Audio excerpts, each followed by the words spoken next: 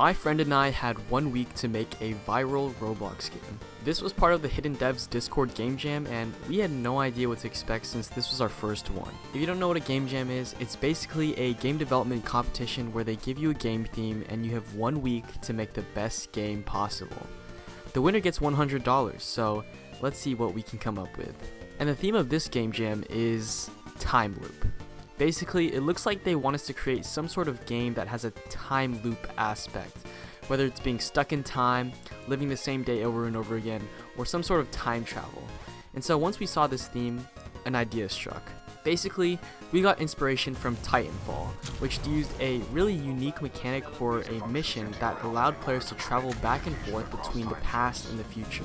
So the story we created for our game is one where you were involved in a failed lab experiment trying to time travel for the first time.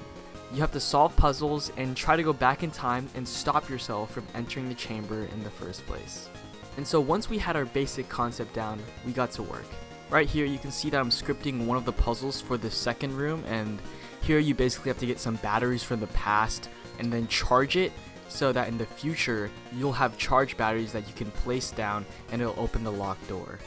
This room was probably the one that took me the longest just because working with the tools was kind of hard and kind of annoying, but I think it all worked out, and here you can see it's working pretty well for now. You place down the uncharged cells and then you're able to get the charged version on the other pad. So yeah, it looks pretty good. I took a break from scripting and started working on some modeling, so I made these computer models for the rooms, and I also made the initial chamber a little bit bigger to take up some more space, more of a centerpiece of the initial room. Next, I moved on to creating the obby for the third room, and in the third room, essentially there's just gonna be a bunch of pillars that you're gonna have to jump across. And the twist is you have to travel back and forth between time because some pillars are missing in the present and some pillars are missing in the past. And then I added this cool little decal onto it, this caution tape, to make it look a little cooler.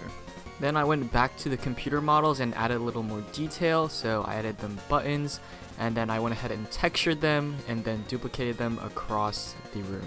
I also added this cool door frame that has a light kind of unioned inside of it, so then I went back to the second room and then I fixed up the battery pads a little more just so they didn't look like they were made of like literally just two parts. I added some nice windows to the first room, and then I added some more kind of these like monitor displays in the third room because it was looking kind of empty. And then I added these pipes just because they have no function at all, but they made the room look a little cooler. And then I went ahead and fixed up the second room a little bit more, fixed up the first room a little bit more, and you could see with the roof it already looks so much better. So this was starting to look pretty cool. While I was working on all of that, my friend was working on the last two rooms, rooms 4 and 5. This is the final room and it looks so sick with that massive generator in the middle of the room. And here's room 4. It basically has its own puzzle that you have to solve by using the periodic table. Super sick. And then finally I worked on this small little GUI for the cutscene that we're gonna have at the beginning and end of our game. So I worked on that, and after doing some more polishing of the entire map, we went ahead and submitted. Alright, so I'm not gonna give you the entire walkthrough of this game, but I just wanted to show off how cool this looked in-game with the effects that we made. So this music that you're hearing right now is actually all original music by our friend.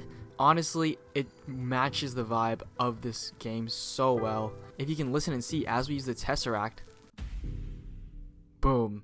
You see, not only does the entire environment change, the lighting changes, and also the music as well. So here's the second room. And honestly, I just really love the way this Tesseract works. The lighting and environment change when the Tesseract is activated just looks so clean in my opinion. So I'm going to place these charged power cells down here. Boom, we got our door open. And then here's the obby I was talking about. You can see part of the obby is missing, but if we use our Tesseract, we have traveled to a point in time where the other pillars are there. This is the puzzle room where you have to use the periodic table to get a secret code to enter into this safe. And then here is our final obby room, where if you travel to the past, you can see these two almost like windows into the future. So you have to use them to your advantage while you're completing this obby. You have to time it right, and you have to jump and make sure you make it to the other side. Okay, like I said, basically you're gonna jump to the other side without falling, and you're gonna make it to the final room. And I'm not gonna spoil what happens in the final room. I want you guys to try it out for yourselves and let me know what you think of this game. Honestly, I had so much fun making this. I spent probably at least 30 hours, me and my friend, working on this, and I hope you guys enjoyed the video, and let me know what other games I should make, because I'm always looking for something to do on Studio.